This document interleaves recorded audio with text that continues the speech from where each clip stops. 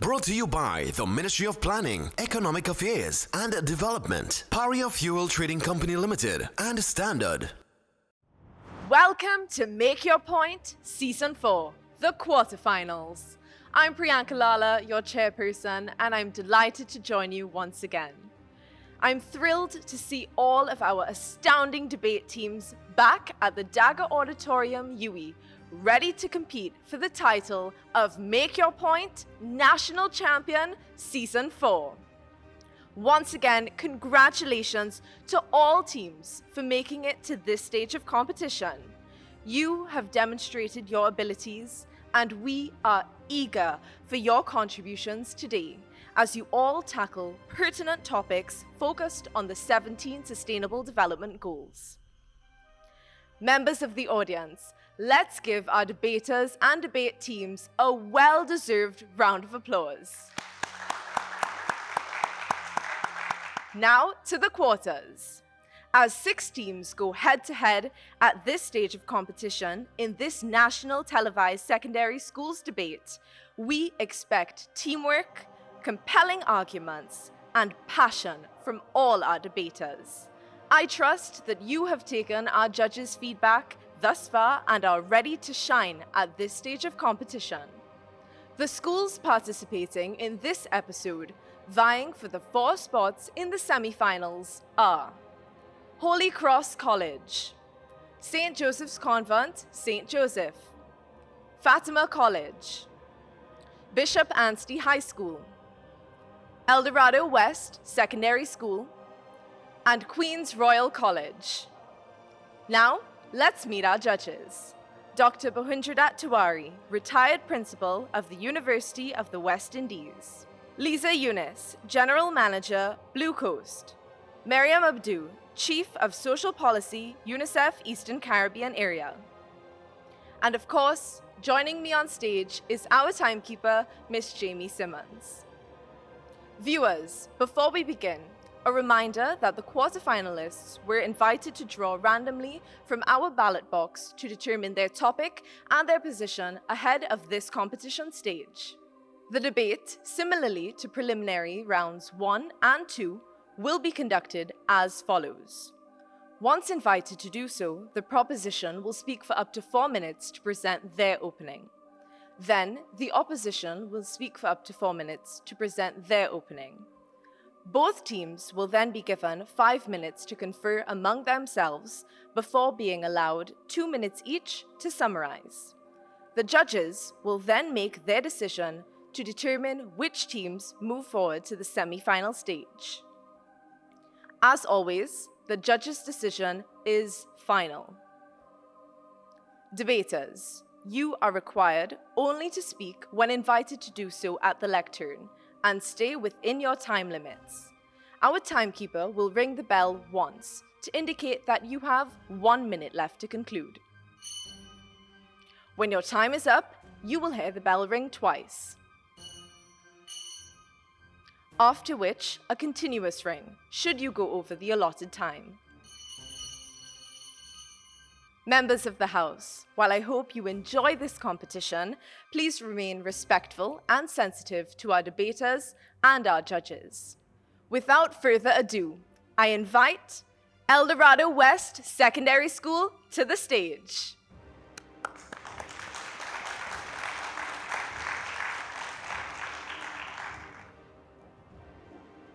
I now invite Bishop Anstey High School to the stage.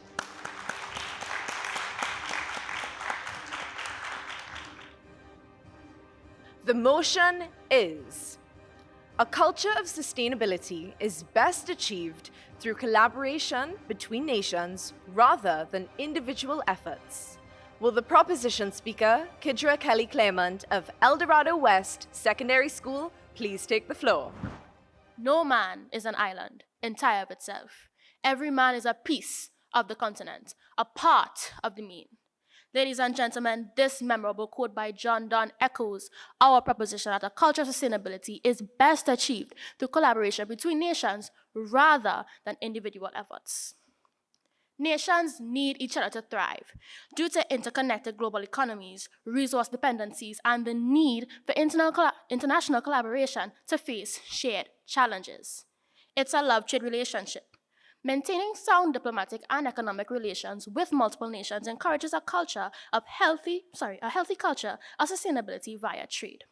Trinidad and Tobago is a great example. To date, TNT has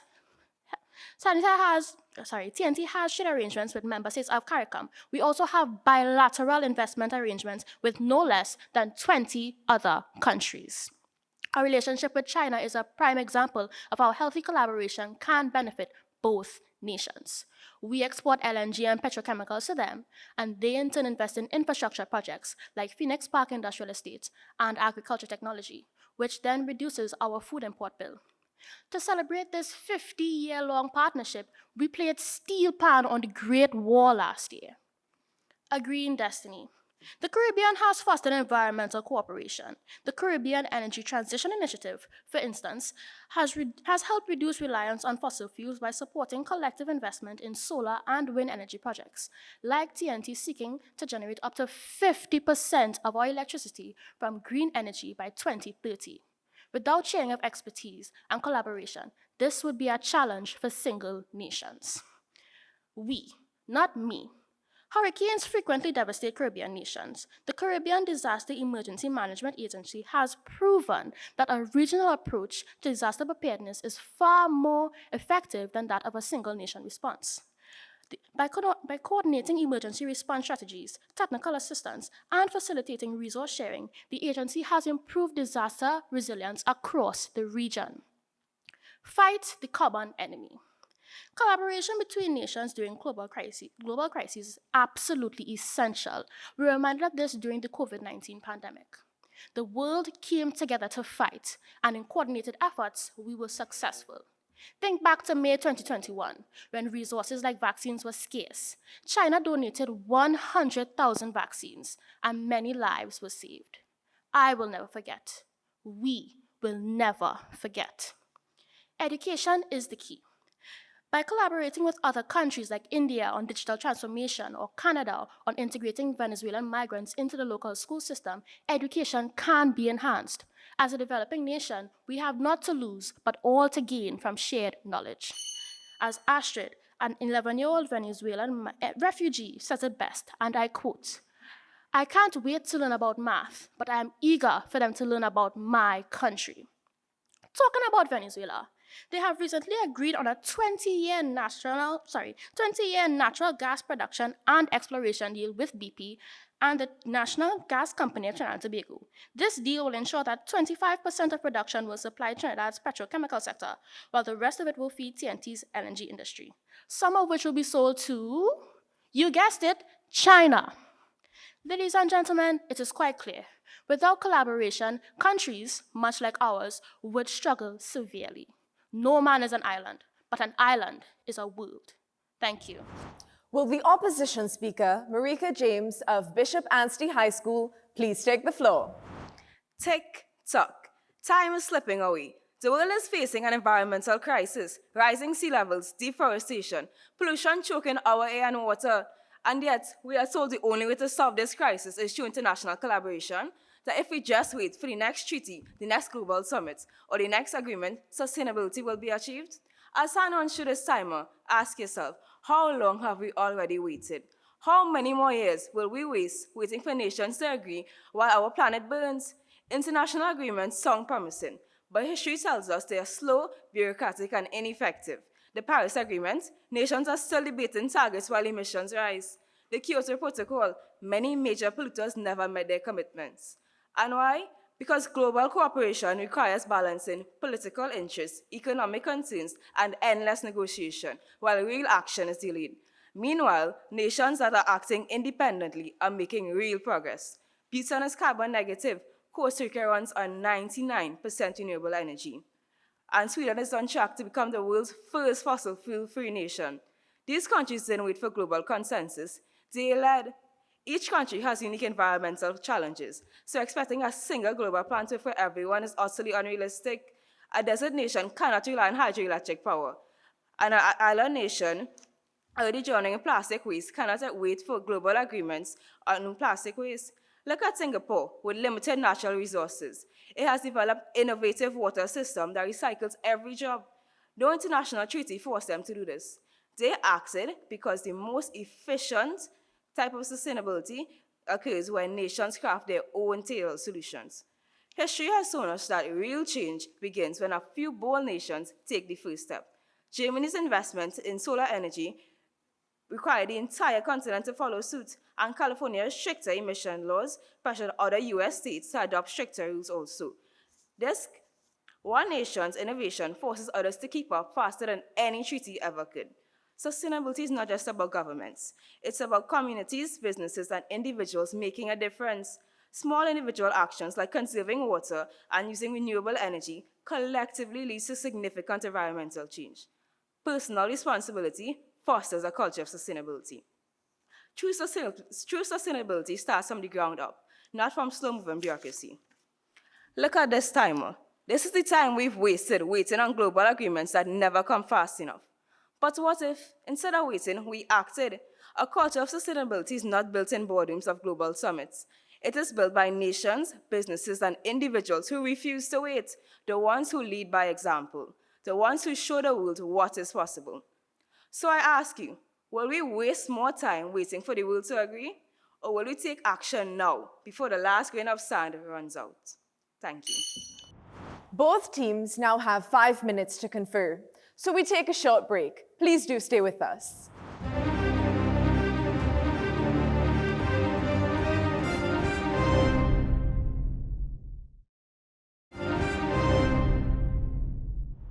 Welcome back to Make Your Point, Season 4, the quarterfinals. Both teams have had 5 minutes to confer and are now ready to summarize.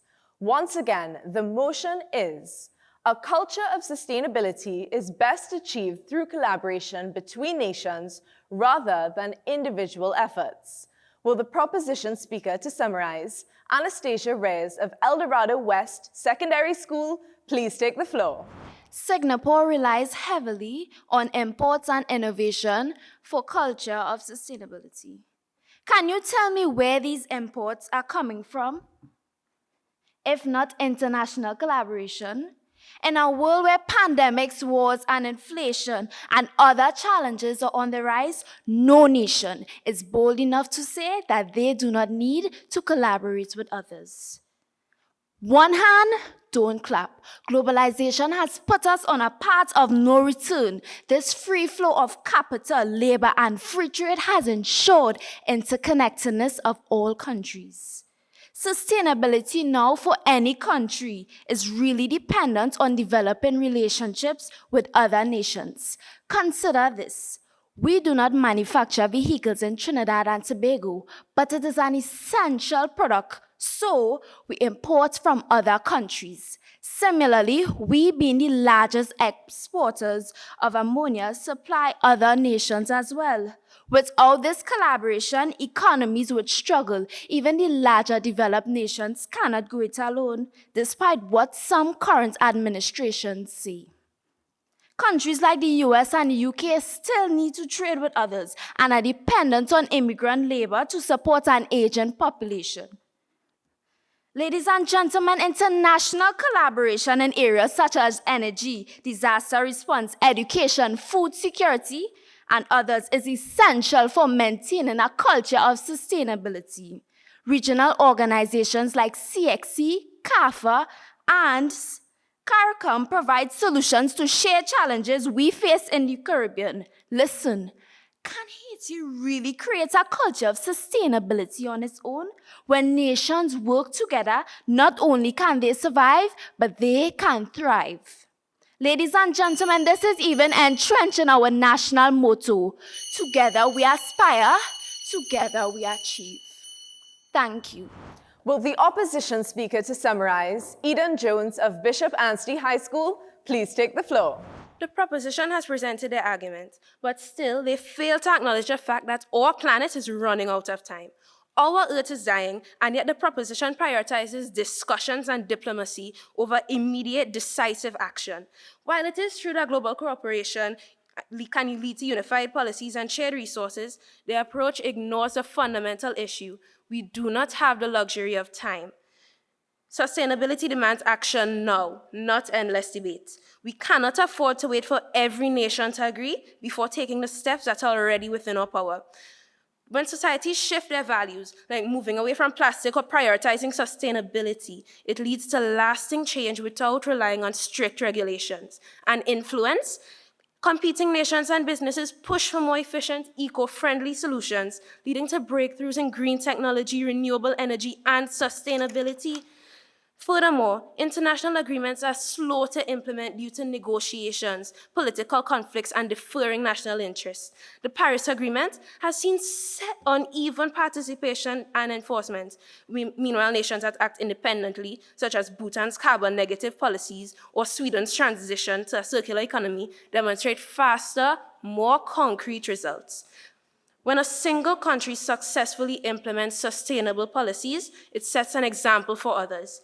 Germany's early investment in renewable energy lead to widespread adoption of similar European policies. Independent national action creates competition and innovation, encouraging more countries to follow suit, rather than waiting for consensus in global negotiations. All this to say, waiting is wasting. So consider, how long have we already wasted time waiting for these negotiations to settle? Thank you. This concludes the first of 3 head-to-heads in our quarterfinal round. Congratulations to both teams for a thought-provoking debate. Let's hear a hearty round of applause. Judges, your feedback. So we look at the way that you presented yours, Kidra. Some feedback for you. The definition of sustainability includes 3 pillars. So it's economic resilience, environmental stewardship, and social equity. And I felt that the social equity part was missing from your statement. So that would be something to go back and review the definitions and make sure that you cover those points. You spoke a little too fast. So it was hard for me to keep up with you on your argument, and I would have preferred if you had slowed down and accentuated your argument with some pauses instead. Anastasia, I would say that in your rebuttal, you are very, very good at presenting. You make eye contact, you engage with your audience very well. You should lean into that skill set that you have. You're a very good speaker. However, I didn't feel that you addressed the argument that came from your opposition. It felt that this was a statement that you had prepared and you didn't lean into and make sure that you addressed the points that they had made. And they had made some very strong points. Bishop Sansti. So it's Marika, yes? Marika, I'll start off first with your style. You're clear, you're articulate, you're confident. I felt that I was hearing your true voice when you were speaking. I did not feel that you had come on to put on a show, so well done for that. You had some very strong examples that were globally recognized. I felt that you could have included more examples of economic resilience because you leaned a lot into environmental stewardship. So it didn't encompass the full idea of culture of sustainability. And you targeted the argument and you debunked it very well. So the points that they had raised, how you started off with debunking their argument, I found that was a very powerful approach. Eden, you were a little too quick for me in your presentation, so I struggled to keep up with the flow of your argument. I would have appreciated if you had taken your time to evidence the context-specific power of individual nation solutions. I think there are so many great examples out there, and it would have been helpful for you to raise those examples to conclude your argument. Kadira, I got the impression when you presented that your notion of sustainability was more economic sustainability. And I think that your presentation might have been strengthened if you indicated that you are going to take that view, economic sustainability, and what the culture of economic sustainability meant, and then carry your argument as you did. Anastasia, for your summary, you came on very strong, very passionate, and you were feisty in your presentation. So the feistiness together with passion is good. Those things make you strong. But I felt that, again, the notion, again, you continued the argument of economic sustainability, and I did not get the sense that you, what can I say, that you carefully responded to the arguments of the other side, okay? And I thought that that took away from the passion and the strength. If I can go on to Marika, I must say that I did not think that the argument of the opposition would have been as strong as you presented it, because you took the position of action now and sustained action as fast as possible for individual nations make more difference than waiting to collaborate in a difficult situation of non-performance globally. And then Eden, again, I'm not sure that you responded to the arguments of the other team, and you actually presented a point of view that was consistent, strong, and supportive of the argument of the main proposer. But I didn't sense the, what can I say, the strength of rebuttal to the proposing side for the motion. So when I listened to all of you, you did a wonderful job. You were very confident at your age and in terms of addressing the issues. But I will try to summarize some of the things that I heard from Kadira in terms of the proposition. And I also will join the others to agree that you were more focused on the economic argument and a bit on the sharing of information and knowledge and also some other things that could help countries. I also observed that you talked about the issues around, you talked about economy most of the time, and you were focused on how we can work together, and your style of starting with a quote from John. I don't remember the second name was very, very powerful. I found that you started in that style, you started with that saying that we all have to work together. But like others mentioned, the economic argument lost out on other things like social accountability, because when you sign off the treaty and all those things, it will help to pull people together, and that accountability angle was missing. Anastasia, I thought you had passion. You came in with passion. And I think to some extent because of that passion, you sometimes were very fast in pushing out some things, but it showed. And passion is very important as well. The first speaker, Marika, I thought you started first at very fast speed, but I understand sometimes we come on stage, it happens. But you give strong points which I think in terms of global green economy, you were talking about the delays and what does that mean in terms of us acting fast. So your argument was, as opposed to waiting, can we act fast? In terms of the summary, Erdin, you did mention, for me, you looked at what the proposition mentioned about diplomacy, and you did talk about something that I thought was very powerful.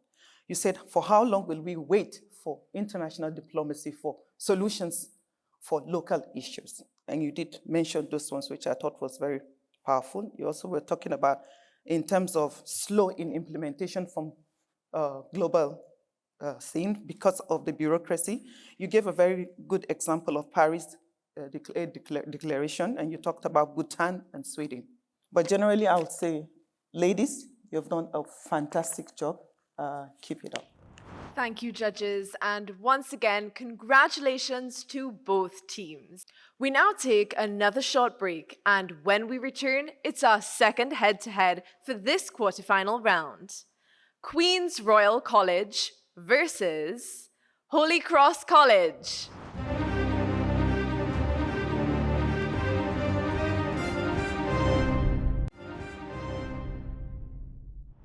Welcome back to Make Your Point Season 4, the quarterfinals.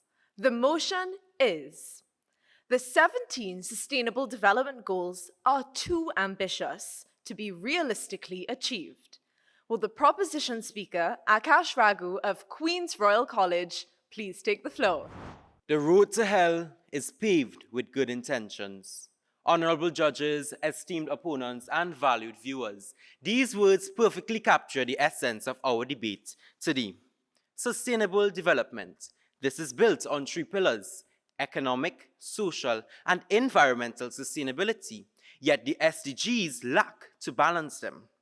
Now, if these fundamental pillars cannot work in harmony, how can we expect these 17 SDGs to be achieved? As stated by the UNDP, the Sustainable Development Goals, or SDGs, were adopted by the United Nations in 2015 as a universal call to action to end poverty, protect the planet, and ensure that by 2030, all people enjoy peace and prosperity. However, whilst well-intended, we argue that these goals are too ambitious. Ambitious in the sense that they extend beyond reasonable attainability. Our case is simple. The SDGs are unrealistic, impractical, and ultimately unattainable in its entirety. Now, let me give reason for this claim. Firstly, achieving the SDGs require immense financial resources and unwavering political will, both of which are lacking. The Africa Report highlights that the SDGs are vastly underfunded, making them aspirational rather than actionable. The Financial Times reports that reductions in overseas developmental assistance could lead to a $74 billion decline in aid budgets by this year. Without sufficient funding, these goals are dead on arrival. Furthermore, political instability sidelines the SDGs. It actually fully debunks SDG 17, Partnership for the Goals. Another point is that the SDGs are contradictory. Let's look at SDG 8. Economic growth, which classes with SDG 13, climate action. Why? Well, this is because industrial expansion is increasing emissions, thereby harming climate efforts. Let's take a look at Guyana, whose economic growth powered by exploration in petroleum has shifted them from one of the lowest to highest emitters in our region. Allow me to bring to your attention the UN's 2024 SDG report, which blatantly indicates that only 17% of the SDG goals are on track. Allow me to repeat, 17% of the SDG targets are on track. And to affront the situation, we are still affected by climate disasters, armed conflicts, and countries are still trying to recover from the COVID-19 pandemic. This pandemic, by the way, which set back goal 1, no poverty, 2, zero hunger, 3, good health and well-being, 4, quality education, but you know what, the list goes on.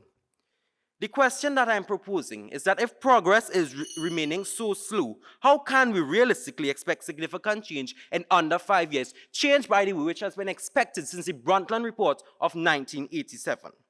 But let's take a step closer to home. During a recent discussion that QRC had with Tobago's Chief Secretary Farley Augustine on the topic of sustainability, he expressed that the goals are challenging in their attainability.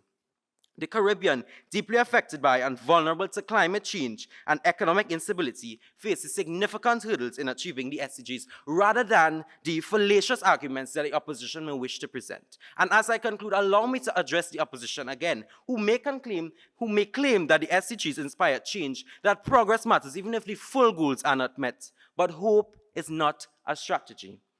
Instead, resources must be directed towards realistic solutions that are region-specific and need-driven policies to deliver measurable impact. The facts are clear.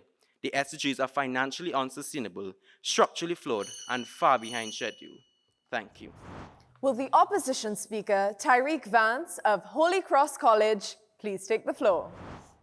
Ladies and gentlemen, the 17 Sustainable Development Goals, which I will hereby refer to as SDGs, are a group of goals set by the United Nations that provide a blueprint for addressing global issues such as poverty, inequality, and climate change by 2030. The proposition argues that these goals are too ambitious, but history itself has shown us that every great achievement was once considered unrealistic. If you told the people of the year 1900 that just a mere 3 years later we would explore the skies, what do you think they would say?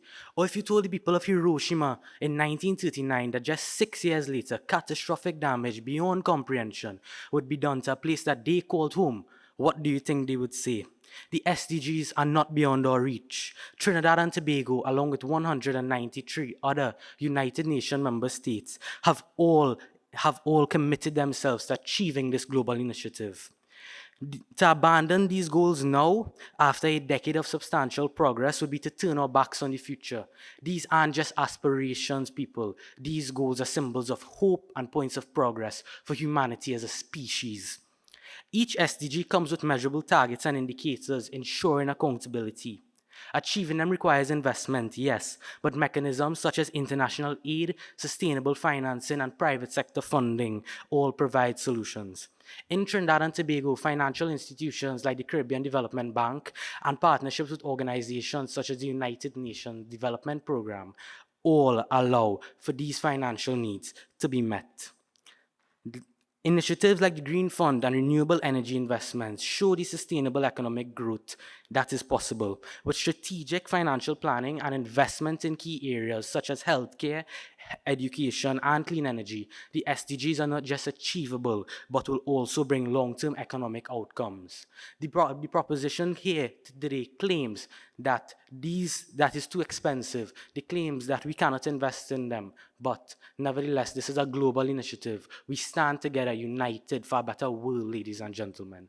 This isn't an individual effort. The SDGs are not mere ideals. They are backed by policies and initiatives within Trinidad and Tobago. The government has incorporated these goals into national strategies such as Vision 2030, which aligns with the SDG framework to ensure sustainable development.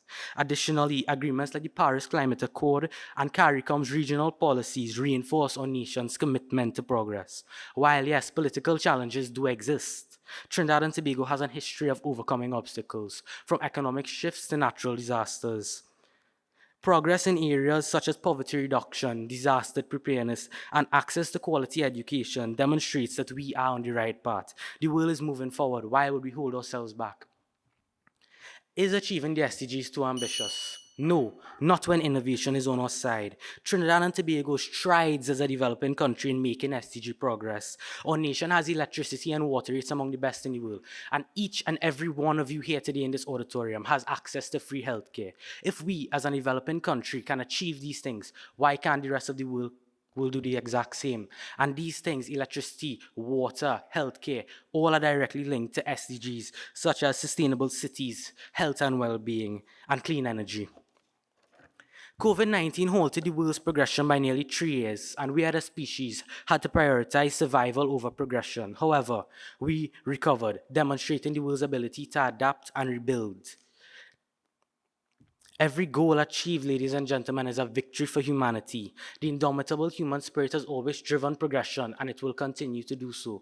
The 17 Sustainable Development Goals can be achieved. They are not unrealistic, and they are not too ambitious. Thank you.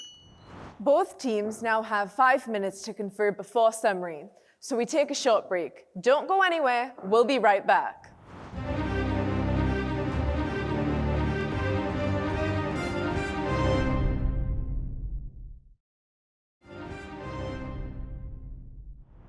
Welcome back to Make Your Point Season 4, the quarterfinals.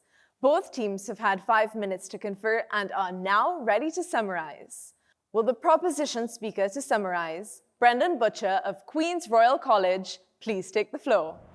This debate is a reality check. It has revealed an undeniable truth. The SDGs are too ambitious to be realistically achieved. We have proven that financial constraints, political instability, and contradicting objectives make these goals unattainable. Even the United Nations itself admits this reality. The 2024 report states that only 17% of SDG targets are on track.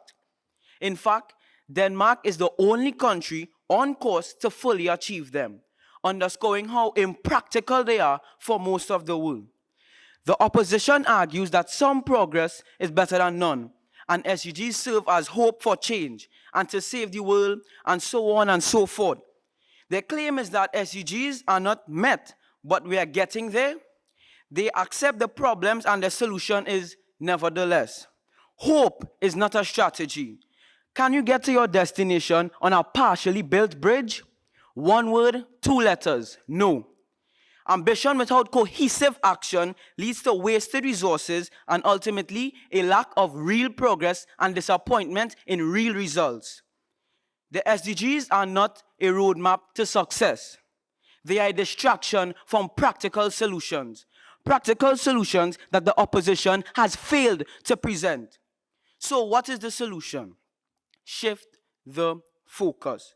Rather than spreading resources across 17 broad conflicting goals, we must prioritize region-specific, need-driven policies that deliver measurable impact. Picture the future. Will we keep chasing a dream that the UN itself admits is failing, or will we take real action to improve lives? It is time to stop chasing illusions and start embracing solutions. I thank you. Will the opposition speaker to summarize, Zachary Baines of Holy Cross College, please take the floor. As defined by the Cambridge Dictionary, ambition is a strong wish or desire to achieve a goal. Picture this. Before a season starts, a football player sets a goal for himself. He wants to score 25 goals out of a possible 15 games.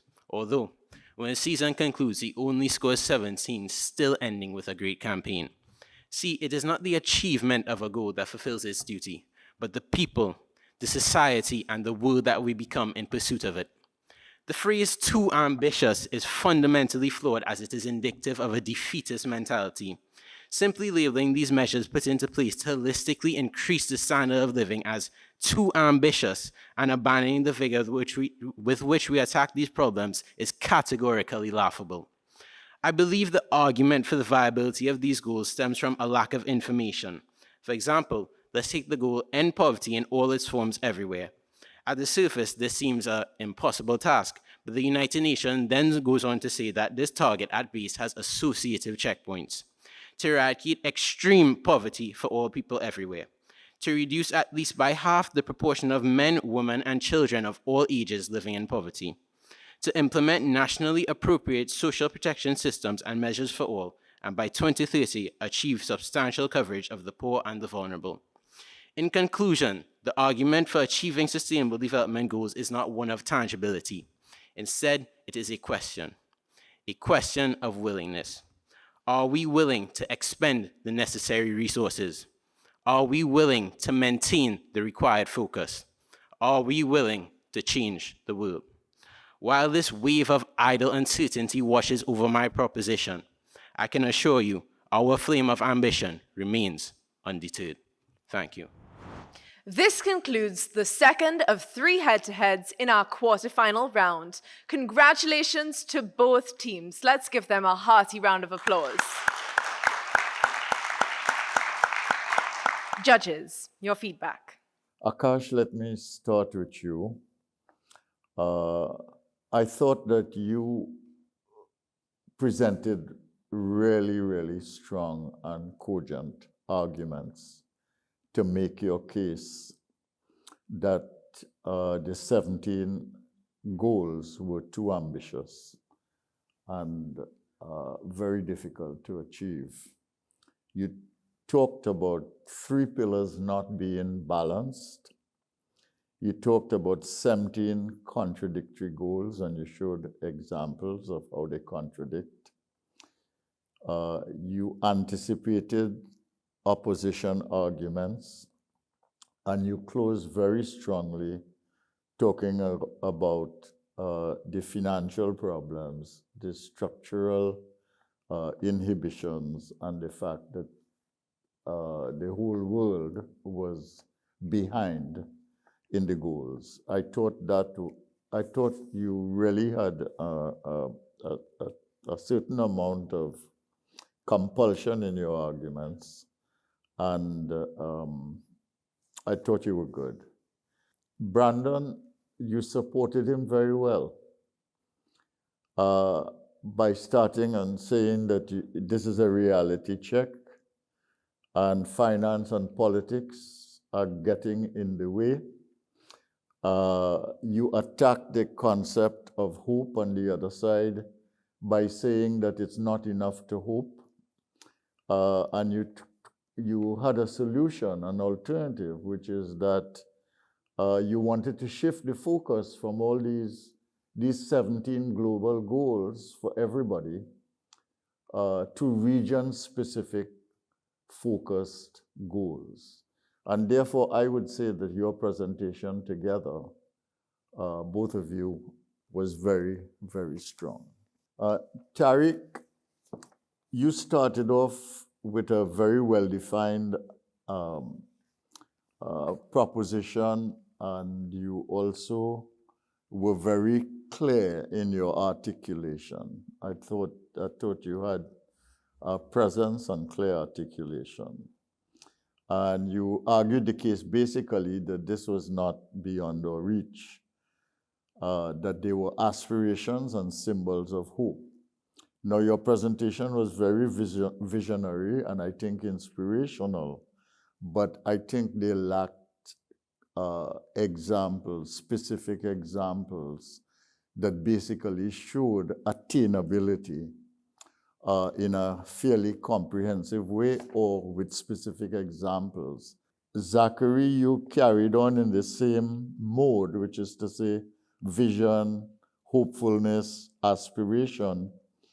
And you argued the case that it was not about tangibility, but that's a very hard argument to carry, because you need tangible results. That's the whole purpose of these things. And I thought the lack of specific tangible examples to make your case of this aspirational vision being attainable, I don't think that was strongly made. For Akash, I would say it was powerful, very powerful. You made eye contact, which was very good. Your tone was paced in such a way that you delivered the message that you wanted. You had, in addition to what he's mentioned, you'd mentioned a lot of things in terms of data, evidence to showcase your proposition. For the summary, I thought it was good too. The same vein, you had examples, even including from Denmark. But one of the points that I thought needed to be clarified a bit was on the 17 SDGs. The 17 SDGs, actually, you do realize there are countries that have 18 SDGs. So they are context specific. Yeah, in Asia, 18 SDG is UXO, unexploded ordnance. Laos, Vietnam, and some other countries that had this unexploded ordinances were part of the 18th SDG. However, Every country has a national SDG that is selected based on their own priorities. So 17th SDG is not compulsory for all countries. There are landlocked countries. They cannot do fishery. There are other things that they could do. So the SDGs are supposed to be national. There are supposed to be some national ones. So you select the ones that work for you. So I just wanted to clarify that for you. For Tyreek, I thought you presented your case very well. And you wanted us to look at not just results, but what is the aspiration? What do we intend to gain in the process? And not looking at just tangible things, you're looking at intangible things. How humans have moved as a result of the SDGs collectively. Like Dr. mentioned, you didn't put examples, and I think that's where, but you had the passion, you also made eye contact, so well done. On Zachary, I thought you did summarize, but you went in the same, like Dr. mentioned. But one of the things that I'll advise in terms of eye contact and the tone, you may want to work on that. But generally, the two groups did an excellent piece of work, and I would say well done. Akash, I'll lean into style first for all of you. So I am reiterating what was said before. You're a very good speaker. You spoke very clearly, very passionately. I followed the pace of your conversation and the points that you were making and the flow of your argument very well. Brendan, I wanted to listen to you. And I was just waiting for examples, and the examples didn't come. But you had my attention.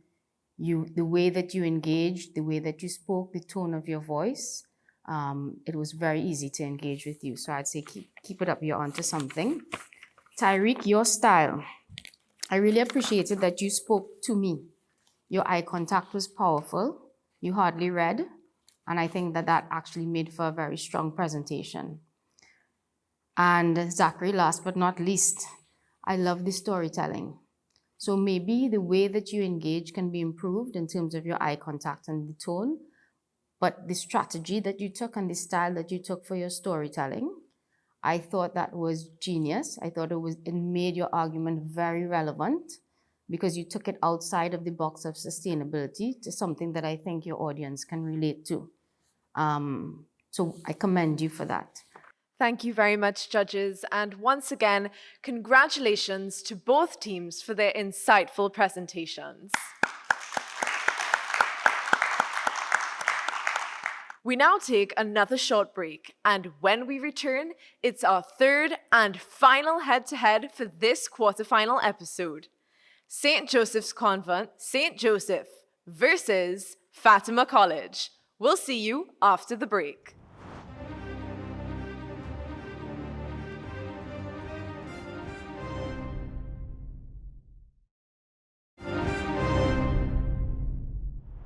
Welcome back to Make Your Point Season 4, the quarterfinals. The motion is: schools must now incorporate artificial intelligence into the school curriculum instead of blocking it. Will the proposition speaker, Sapphire Figaro of St. Joseph's Convent, St. Joseph, please take the floor? 19th of March 2025. Where were you? I was at home as my teachers attended a ministry-mandated workshop. In fact, 25th of March 2025, where was Fatima? Let me tell you where they were. They too were at home as their teachers attended the very same workshop, entitled, and listen carefully, AI in Education Sensitization Session for Teachers. AI in Education is a government-acknowledged and supported initiative that I am ready to adapt to in my education. We, the proposition, firmly believe that schools must now incorporate AI into the curriculum instead of blocking it, because it is simple. Do you want to block critical thinking? Do you want to block personalized learning? Do you want to block engagement of students in a technological era and with disabilities? No. So then don't block AI. To begin, traditional education has a one-size-fits-all mentality, but AI can personalize learning, customizing lessons for students by assessing their skills.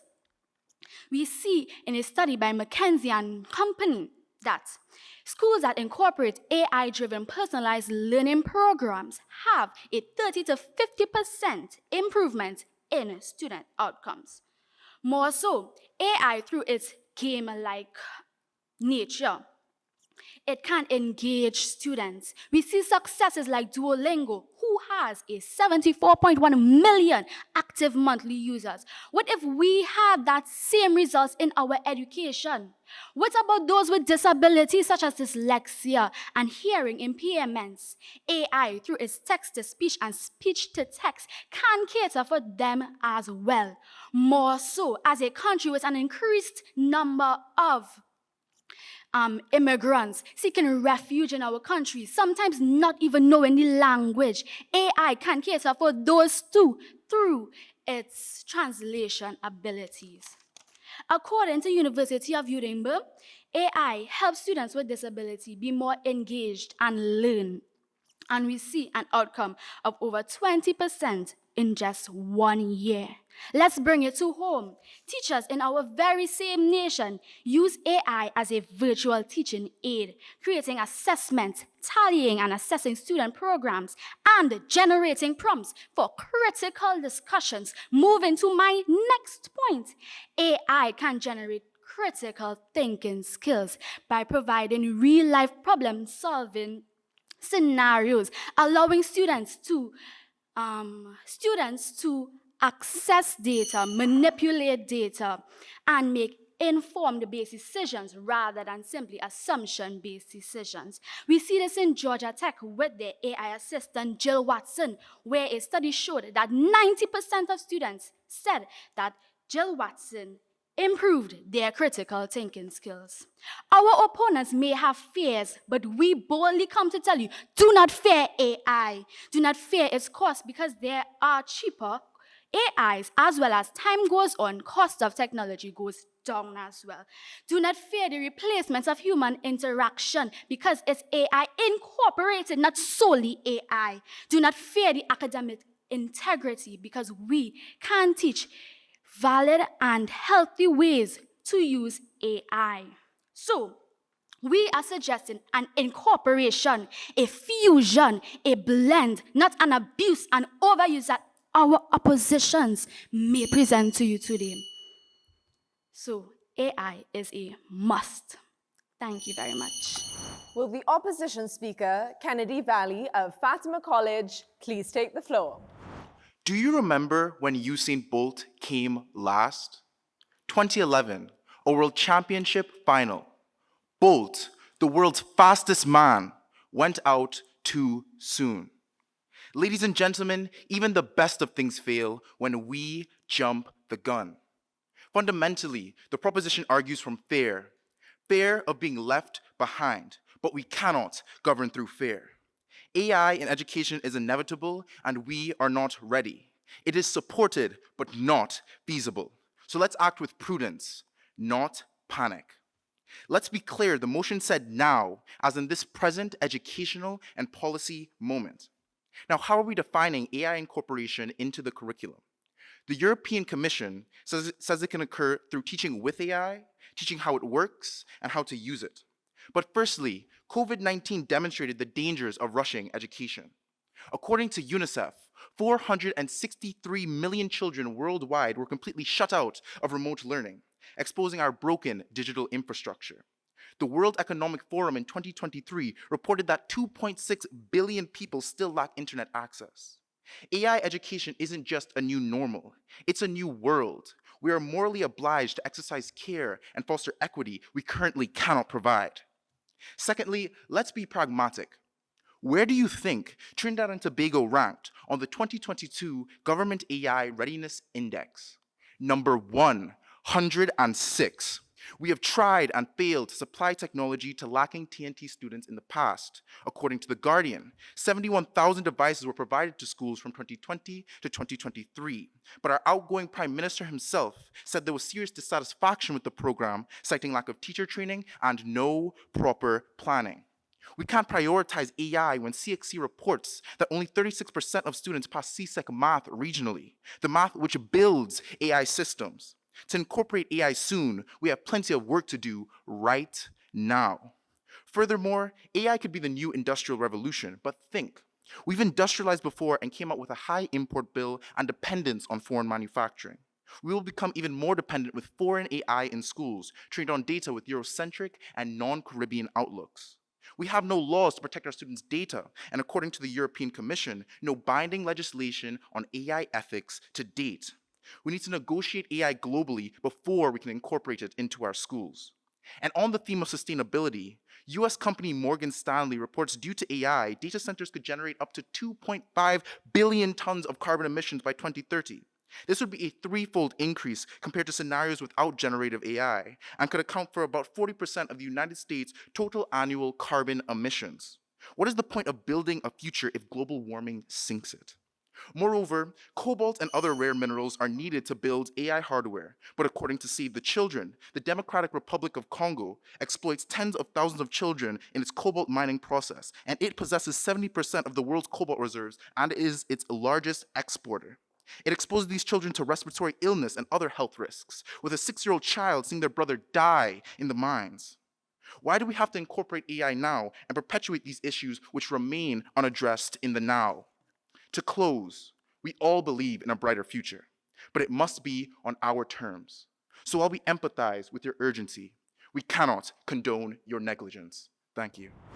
Both teams now have 5 minutes to confer before summary. So we take a short break, but we'll be right back. Please stay with us.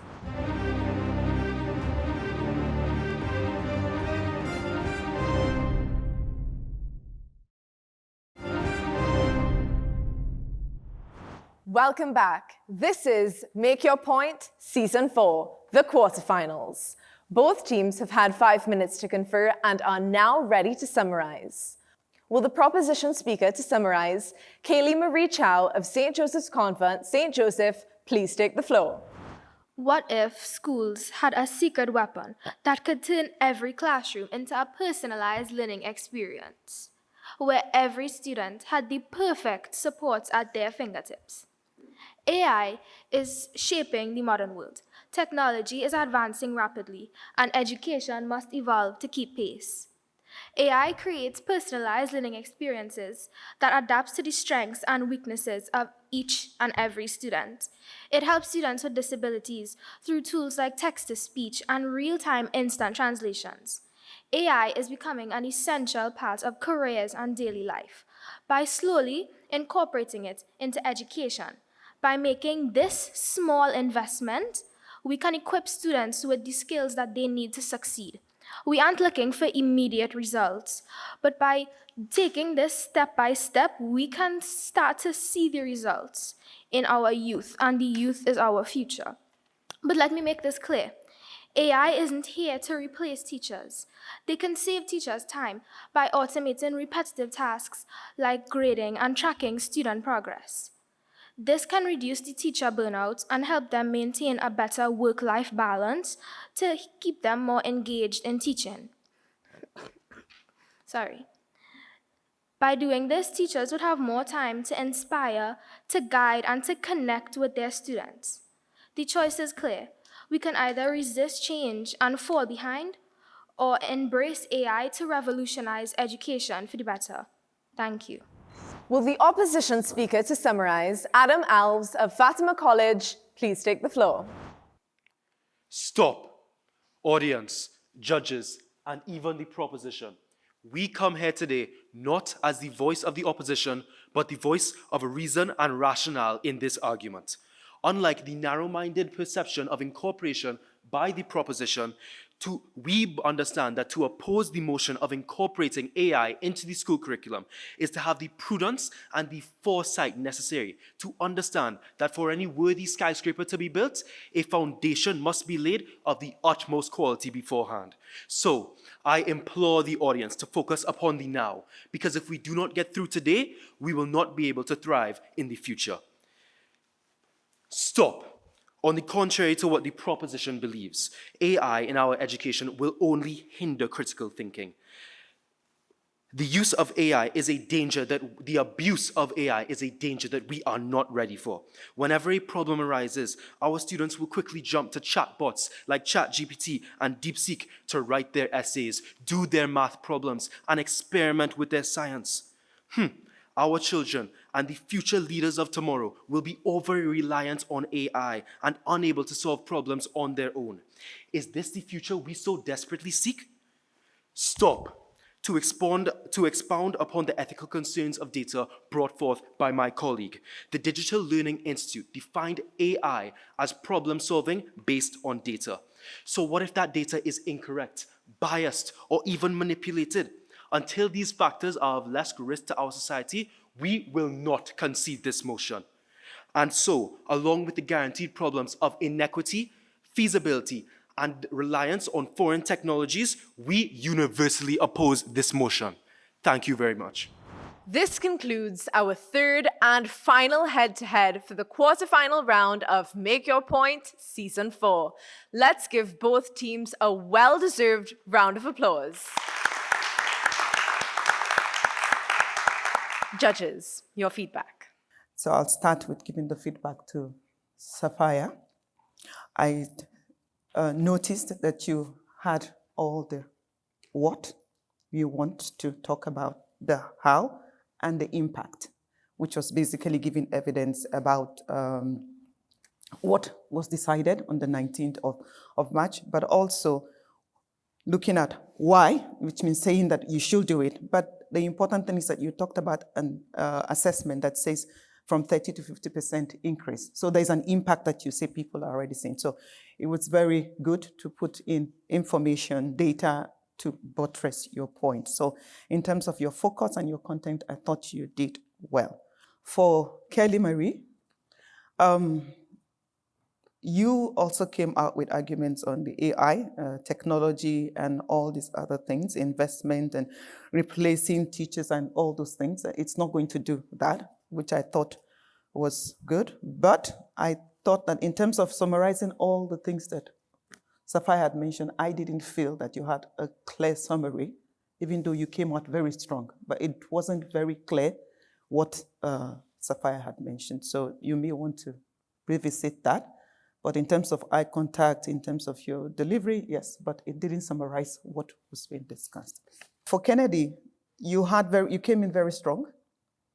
Your opposition, why you thought that there shouldn't be AI, not now, because you're looking at the now, you're not saying never. But what I found very confusing was that there was all in the UNICEF data that you gave, there was lack of internet and inequality because not most people in the villages didn't have, and there was a lockdown, so people couldn't go to school. But AI, I thought you looked at AI as generally technology, and what that data was talking about was more in terms of internet, not AI when you talked about machine learning systems and all those things. So I thought that I was not very clear on that.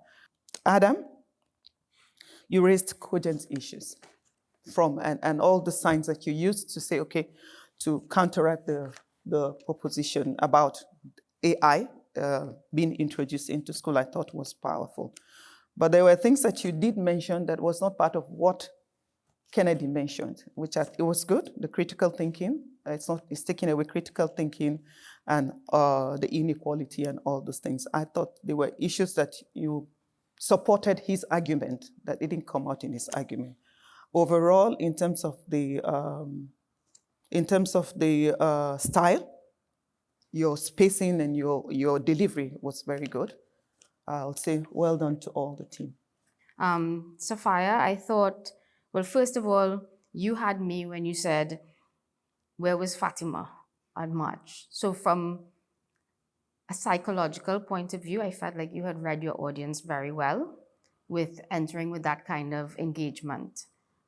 Because these were open-ended questions which immediately align Fatima with your argument because they were doing the exact same thing that your school was doing. So well done for making that point at the start. The points that you made that I thought were powerful was that you lent into the democratization of education with AI. I felt that you addressed the issues of improving critical thinking skills, and you preempted what you thought the opposition was going to say. So from a strategic point of view, well done. Kennedy, in your opposition argument, I think, first of all, your style is very powerful.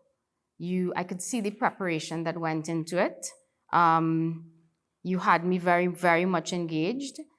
Your approach of risk mitigation, where you spoke about us acting with prudence and not reactionary to what could be seen as a hot topic without truly understanding the foundational requirements to support it. That was very convincing for me. I think you also missed a trick in the sense that you didn't talk about the human connection part of it and what AI could potentially undermine by its adoption. I'll come back to you, Kaylee. So Kaylee, I think your conversation did not seek to consider what you thought your opponent was going to come back with. And for me, it felt a little bit of a repetition of what Sophia said. I think you had an opportunity to address the way that, so you started off saying that you could reduce the amount of time that teachers spent on marking and grading, but you didn't follow up to say why connection with students was important and how AI would facilitate that and the impact of mentorship on teaching. And then, Adam, thank you for closing. I think it was very important that you reiterated Kennedy's point of building a proper foundation. In terms of your style, your prop, very effective, because what you're doing is every time you make a point, you're saying stop. So the point that you make resonates with me, I remember it. You move on to your next point. So you're understanding the way that the mind works, right? So I didn't forget anything that you said. So well done for thinking through how you're going to make your delivery most effective. Now, the arguments presented on both sides, from a big picture point of view, by St. Joseph's Convent, on the one hand, was let's get on the AI bandwagon. It is good for education, it is good for students, and you illustrated some of that. And it is a plus for the human mind. Basically, that was your argument, and you presented logical, you made a logical presentation to argue that case. Fatima, you basically said not so fast. We are not ready. We don't have the foundation. We need to better prepare. And we need to be less accepting of technology that has not been customized for us. I think those are very, very powerful arguments on both sides. You don't want to be left back in the world, and at the same time, you don't want to jump on the bandwagon and find yourself stumbling once you do. So I thought not only was it a timely topic, but you approached it well, and you had a strategic kind of approach on both sides. Thank you, judges, and once again, congratulations to both teams and all 4 other participating teams for their insightful and remarkable performances.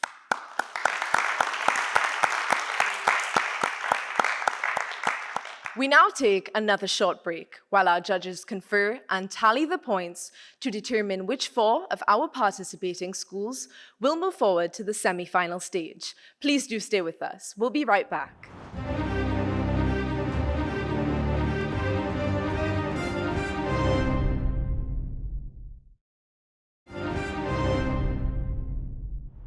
Welcome back. This is Make Your Point Season 4, and the results are in. Congratulations once again to all 6 of our participating teams. Let's give them a well-deserved round of applause.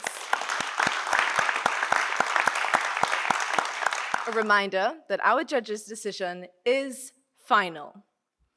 The 3 schools moving on automatically to the semis of Make Your Point Season 4 are Queen's Royal College,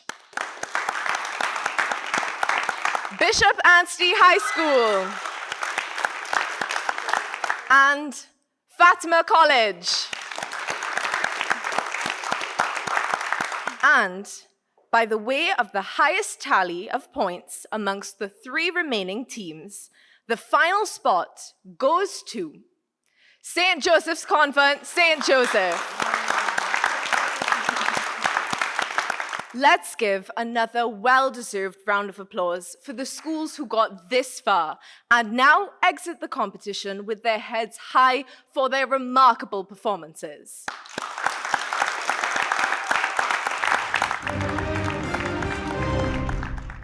I would now like to ask a representative from each of our 4 schools to draw from our ballot box to determine their topic and their position ahead of the next competition stage. Fatima College, I invite you to draw from the box.